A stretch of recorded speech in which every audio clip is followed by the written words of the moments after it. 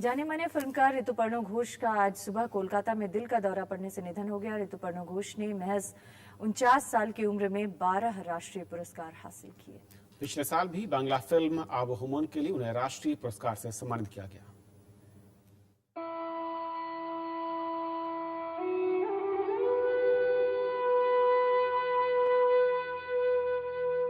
दिग्गज फिल्मकार ऋतुपर्णो घोष अब हमारे बीच नहीं रहे। कोलकाता में आज सुबह करीब 7:30 बजे उन्होंने अंतिम सांस ली। चोखेर बाली और रेनकोट जैसी फिल्मों के निर्देशक ऋतुपर्णो कोलकाता में जन्मे और यहीं पले बढ़े। फिर तुम ऐसे ही आ जाओगी? कहाँ? मैं सब संभाल लूंगा नीरू, तुम्हें किसी चीज की तकलीफ नहीं होने दूंगा। कल तुम क्या पहनोगे? कुछ अच्छा ही पहनना। मेरी ससुराल वाली भी तो होगी। उन्हें फिल्म निर्माण की सीख घर से ही मिली, क्योंकि उनके पिता डॉक्यूमेंट्री फिल्म मेकर थे। कम उम्र में ही ऋतुपर्णो रविंद्रनाथ टैगोर और सत्यजीत रे की रचनाशीलता से बेहद प्रभावित हुए। बच्चों के लिए फिल्म बनाने के साथ उन्होंने बांग्ला और हिंदी सिनेमा में भी हाथ आजमाया। बांग्ला फिल्म चित्रांगदा ऋतुपर्णो घोष की आखिरी फिल्म थी।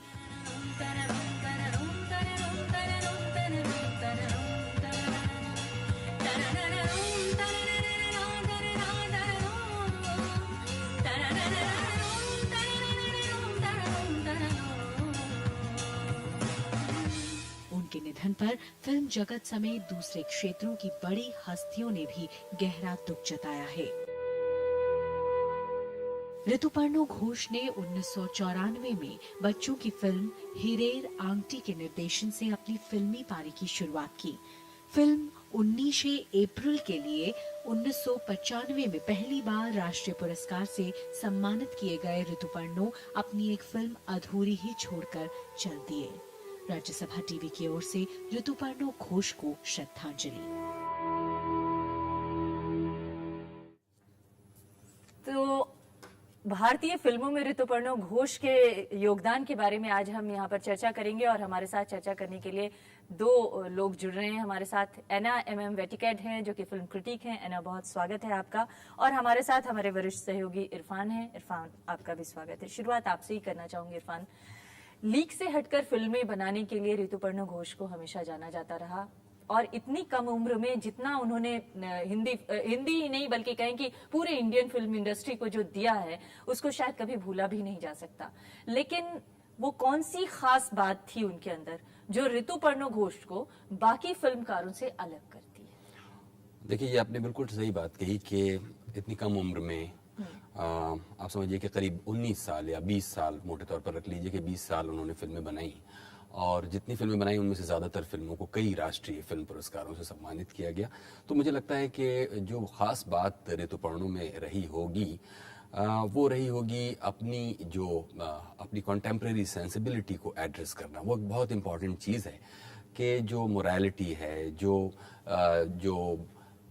प्री कॉन्सीव्ड जो नोशंस हैं और जो आपकी इथिक्स है, उन सब चीज़ों को ऋतुपर्णो बहुत साहस के साथ उठाया करते थे अपनी फिल्मों में और ज़्यादातर उनकी फिल्में वीमेन सेंट्रिक रहीं और बहुत ताजगी के साथ बिल्कुल नए सवालों को, नए रिश्तों को कि धोखा क्या है, चीटिंग क्या है, प्यार क्या है, इन सब चीज़ों को बिल्कुल नए तरह से उन्होंने देखने की कोशिश की। हम समझते हैं कि अगर इतनी कम उम्र में वो हमें छोड़ के जाते नहीं तो हम उनसे और भी ज़्यादा कुछ ऐसे ही बहुत विवादास्पद और विचारोत्तेजक विषयों की उम्मीद कर सकते थे। जी है ना। एक और चीज जो देखिए, उनकी फिल्मों में जो भी कलाकार हुआ करते थे बहुत ही अलग तरह के रोल उन्होंने करवाए और न सिर्फ करवाए बल्कि उन्हें हिट भी किया, जो आमतौर पर एक आम दर्शक शायद समझ नहीं पाता था कि ये कलाकार वाकई इस रोल में फिट हो भी पाएगा।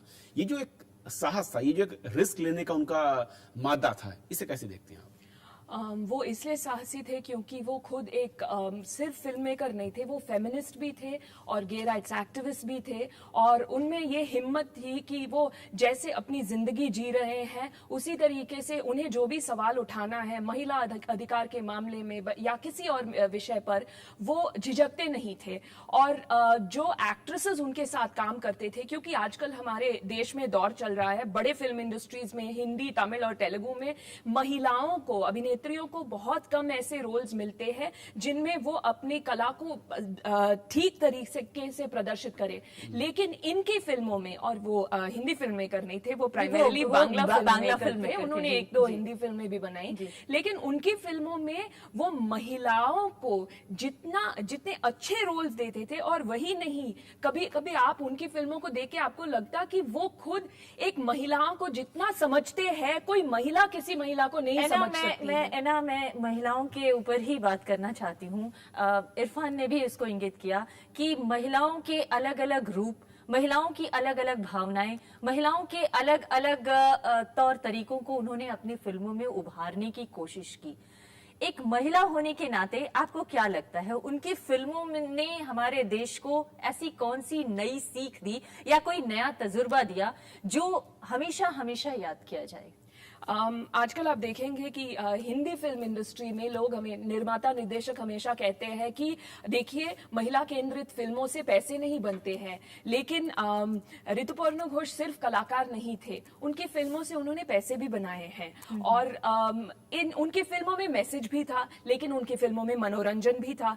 उन्होंने हमें ये सीख दी है कि महिलाओं की भी कहानियां हैं जो हम महिला दर्शक और पुरुष दर्शक देखना चाहते हैं। और जिस नाजुकता से उन्होंने महिलाओं के बीच जो रिश्ता है, या पति पत्नी का रिश्ता या माँ बेटी का रिश्ता, जैसे जैसे 19 अप्रैल में, जैसे तितली में, या फिर दाहोन में दो लड़कियां जो दोस्त नहीं थे, सहेलियां नहीं थी, लेकिन क्योंकि उनको ये एक सेक्सुअल हैरेसमेंट एपिसोड की वजह से, क्योंकि वो जस्टिस चाहते थे और उस लड़ाई के दौरान वो दोस्त बन जाते हैं। और जिस मुश्किल, और आजकल महिला अधिकार के बारे में बहुत बातें की जा रही है हमारे टीवी चैनल्स पे, लेकिन हमारे जो पुरुष दोस्त हैं बहुत बार हमसे कहते हैं कि देखो तुम्हारे साथ ये ज्यादती हुआ, तुम पुलिस के पास क्यों नहीं गए, तुमने प्रोटेस्ट क्यों नहीं किया, उस आदमी को तुमने मारा क्यों नहीं, पीटा क्यों नहीं, एटसेट्रा एटसेट्रा। लेकिन ऋतुपर्णा घोष समझते थे कि ये सब करना इतना आसान नहीं है। और आप दाहोन फिल्म में देखिए जिस तरीके से उन्होंने सेक्सुअल हैरेसमेंट को दिखाया, और सेक्सुअल हैरेसमेंट के खिलाफ जो लड़ाई है जो उन्होंने दिखाया, जैसे मैंने कहा, आप उस फिल्म को देख के बिलीव नहीं करेंगे कि किसी पुरुष ने वो फिल्म बनाया है। बिल्कुल, आपने सही बात कहा। लेकिन इरफान, एक और बात है, जिस तरह से अभी एना ने कहा और आपने भी शुरुआती दौर में कहा कि उन्होंने महिला किरदारों को नए रूप में प्रस्तुत किया और बहुत छोटे छोटे जो महिलाओं के मुद्दे हैं उसको सामने लाने की कोशिश की। क्या इससे महिला अभिनय या जो फिल्म जगत में महिलाओं के किरदार को सिर्फ एक शो पीस की तरह से या नाचने गाने वाले या छोटे मोटे रोल में दिखाया जाता है, उससे बड़ा बनाकर उसे दिखाया और उसके अभिनय को उभारा? जो कहना चाहिए कि महिला अभिनेत्रियां हैं, उन महिला अभिनेत्रियों को एक नया रूप और बड़ा बनाकर प्रस्तुत किया।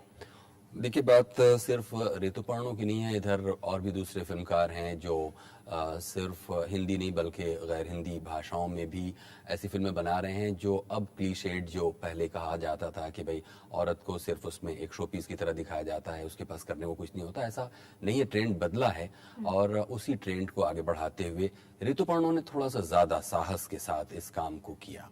तो अगर आप देखिएगा तो जो बदलता हुआ समाज है और उसमें बदलते हुए रिश्ते और सेंसिबिलिटी और लोगों की, दर्शकों की भी अपेक्षाएं जिस तरह से बदली हैं, उसमें ऋतुपर्णा का जो पूरा योगदान है और जो थोड़ी सी फिल्में वो बनाकर छोटी सी उम्र में चले गए, वो एक दस्तावेज की तरह हमारे बीच में हमेशा रहेगा। ये भी मैं यहाँ पर जोड़ना चाहूँगा कि ऐसे लोग भी हैं जो ऋतुपर्णा के काम को बहुत ज़्यादा तवज्जो नहीं देते और बहुत ज़्यादा पसंद नहीं करते। खैर, ये उनकी अपनी बात है कि पसंद नहीं करते, लेकिन ऋतुपर्णो ने जो उनकी काम, boldness की वजह से आप सिर्फ बोल्डनेस ही नहीं, उनका अपना जो फिल्म मेकिंग का जो स्टाइल है, जो उनकी अपनी पर्सनालिटी है, जो उनके सोशल इश्यूज पर जो उनके रिफ्लेक्शंस हैं, उन सब चीजों को लेकर, लेकिन अभी ये मौका नहीं है कि जब हम उस पर बहस करें। ऋतुपर्णो का बहुत ही महत्वपूर्ण योगदान है अपने समय को चिन्हित करने कोई में। एक फिल्म का नाम लीजिए। क्या मैं इस मामले में मैं कुछ कहना जरूर। चाहूंगी।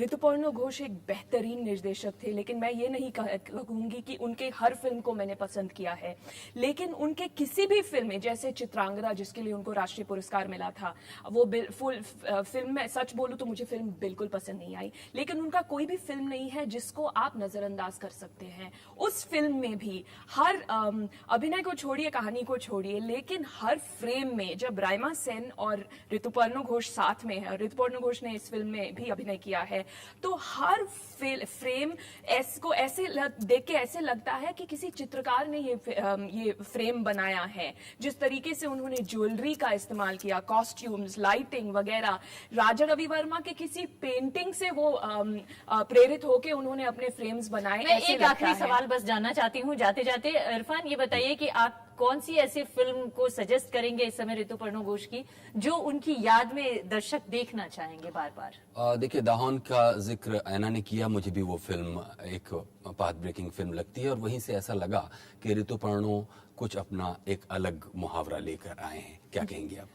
नहीं, दाहन इज मेरे लिए तो it is my favourite Rituparno Ghosh film, लेकिन रिसेंटली उन्होंने एक फिल्म भी बनाया था, नौका डूबी, जो रविंद्रनाथ टैगोर के कहानी पर आधारित है, जिसको सुभाष घाई ने हिंदी में डब करके कश्मकश नाम की फिल्म में नाम से रिलीज किया था। मैं सजेस्ट करूंगी कि बांग्ला में ओरिजिनल बांग्ला फिल्म और हिंदी फिल्म दोनों आप देखिए। थोड़ा फर्क है क्योंकि एडिटिंग में उन्होंने थोड़ा कम किया है, लेकिन इतनी खूबसूरत कहानी है, और उत्तर भारत के लोग राइमा सेन के अभिनय को ठीक से समझते नहीं है जितना ऋतुपर्णो घोष ने समझा है। और जिस तरीके से उन्होंने पुराने बंगाल को दिखाया है, और कॉस्ट्यूम्स और कहानी, और फिर से महिलाओं के रिश्ते, महिला का कैरेक्टर, जी, तो आप बहुत ही खूबसूरत है। जी, तो कम से कम महिला अब कलाकारों के लिए एक बड़ी नुकसान या क्षति की बात कही जाएगी, लेकिन उससे ज्यादा ये है कि वो इतनी कम उम्र में जो देश को देकर गए हैं वो हमेशा याद रखा जाएगा। आप दोनों का बहुत बहुत धन्यवाद हमसे बातचीत करने के लिए।